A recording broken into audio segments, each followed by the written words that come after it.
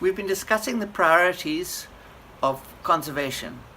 And our first priority is looking after the soil. The second priority is looking after plants.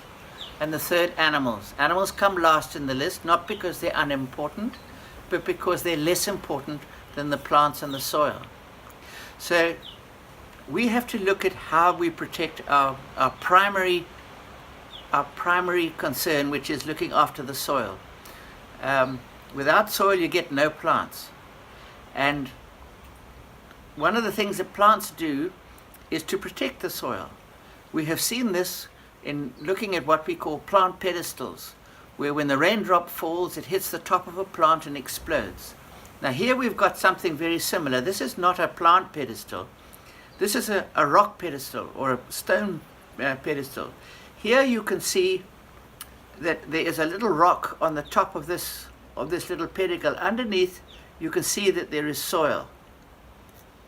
And what has happened here is the raindrops come down, they hit the ground here, they explode there. If they're coming from thousands of feet up at high speed, when they hit the ground, there's a lot of kinetic energy.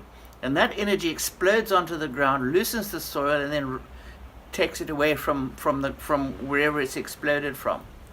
Now, in this case, there is a rock in the way, not a plant. There's a rock. This is called a rock pedestal.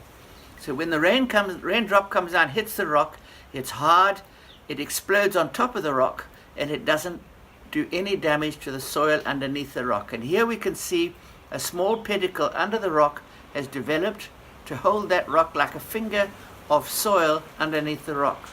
And this just tells us that it's not the roots in a plant that is holding the soil together. Lots of people say, what happens when the rain falls and you've got a plant and it's got roots? The roots hold the soil together. In actual fact, they don't. It's the cover that is protecting the soil from the raindrop. And how do we know that?